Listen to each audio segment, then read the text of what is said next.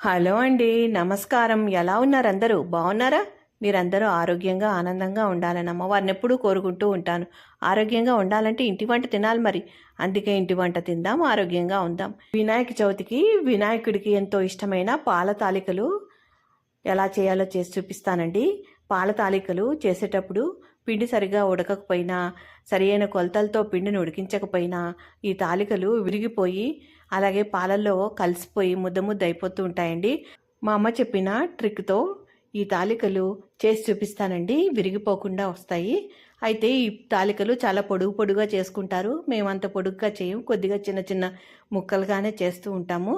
అది ఎలా చేయాలో, మేము ఎలా చేస్తామో ఈ వీడియోలో మీకు చేసి చూపిస్తానండి. ఈ తాలికలు చేయడానికి ముందుగా ప్యాన్ పెట్టుకుని 1 టేబుల్ స్పూన్ నెయ్యి వేసుకోవాలండి. ముందుగా డ్రై ఫ్రూట్స్ని వేయించుకోవాలి. బాదం గింజల్ని చిన్న చిన్న ముక్కలుగా కట్ చేసి వేసుకున్నాను. అలాగే జీడిపప్పులు కూడా వేస్తున్నాను. కొద్దిగా కిస్మిస్ కూడా వేసుకుంటున్నాను. నల్ల కిస్మిస్, మామూలు కిస్మిస్ కూడా వేసుకుని దోరగా వేగాక 1 టేబుల్ స్పూన్ పచ్చి కొబ్బరి తురుము వేసుకుని కొద్దిగా వేగిన తర్వాత ఇవన్నీ కూడా గిన్నెలోకి తీసేసుకోవాలి. అదే ప్యాన్లోకి 1 గ్లాసు బెల్లం తీసుకుంటున్నానండి. ఒక చిన్న గ్లాస్ తీసుకున్నాను కొలతకి నేను.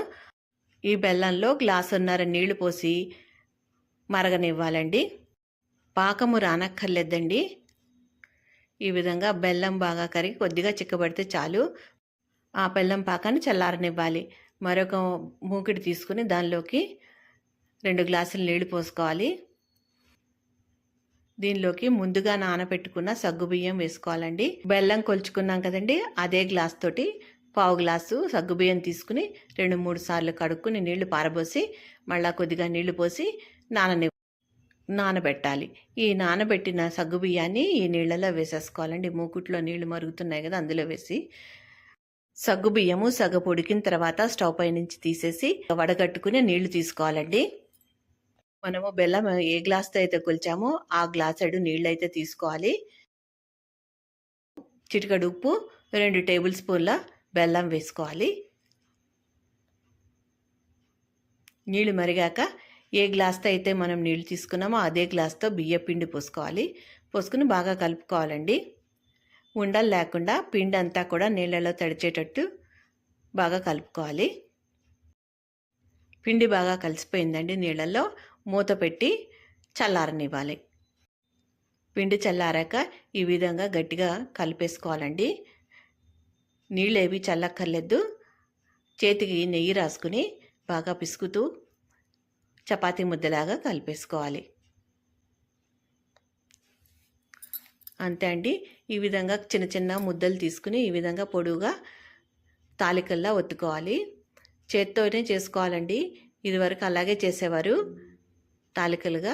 కొంతమంది బియ్య పిండితో చేస్తారు, తెలంగాణలో అయితే గోధుమ పిండితో చేస్తారు, ఆంధ్రాలో అయితే బియ్య పిండితోటే చేస్తారండి. ఈ విధంగా జంతికల గొట్టంలో కూడా వేసి ఒత్తేసుకోవచ్చు.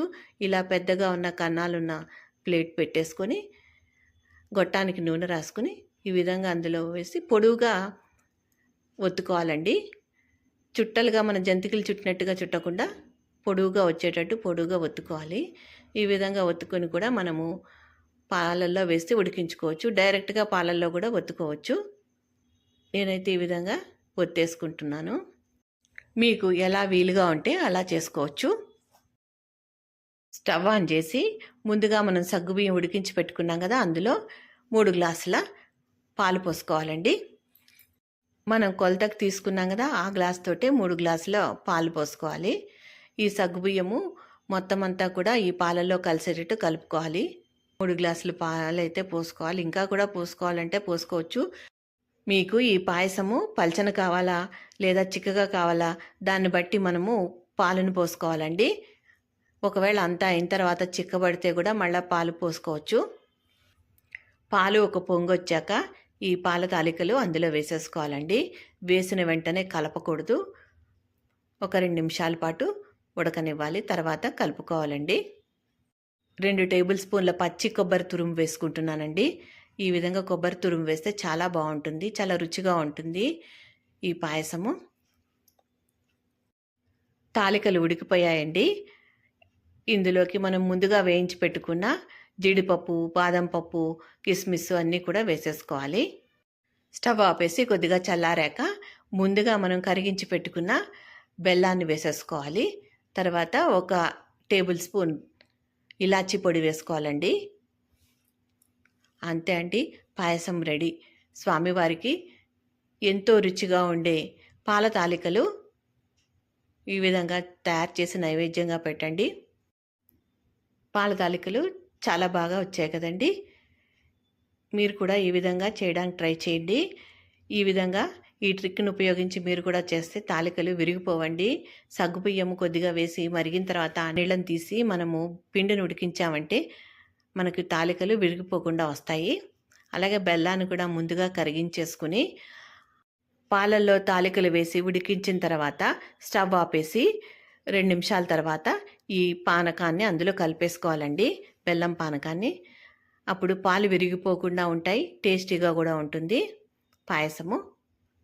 ఒకసారి మీరు ఈ విధంగా ట్రై చేసి చూడండి. ఎంతో రుచిగా ఉండే పాల తాలికలు మీరు కూడా ఒకసారి ట్రై చేసి చూడండి. చిక్కబడితే కనుక కొద్దిగా పాలైతే కలుపుకోవచ్చండి. మేము ఈ విధంగా చేసుకుంటాం, అందుకే ఇదే కొలతలు చూపించాను. మీకు ఇంకా పలచగా కావాలంటే కొద్దిగా పాలు పోసుకోండి. బెల్లము అంతా కూడా తీపి అంతా కూడా సరిగ్గా సరిపోతుంది ఈ కొలతలతో కనుక మీరు చేస్తే. ఈ వీడియో మీకు నచ్చింది అనుకుంటా. నచ్చితే 10 మందికి తెలియచేయండి. అలాగే తప్పకుండా లైక్ చేయడం మర్చిపోవద్దు. మా వీడియోని మొదటిసారి చూస్తున్నట్లయితే తప్పకుండా సబ్స్క్రైబ్ చేసుకోండి. అప్పుడే మేము చేసే వీడియోలు మీకు నోటిఫికేషన్ రూపంలో వస్తాయి. మా వీడియోని మీరు మిస్ కాకుండా చూడగలుగుతారు. ఈ వీడియో కనుక మీకు నచ్చితే లైక్ చేయండి, షేర్ చేయండి, సబ్స్క్రైబ్ చేసుకోండి. మరో మంచి వీడియోతో మళ్ళీ కలుస్తాను. నమస్కారం. ఉంటానండి. Thank you for watching.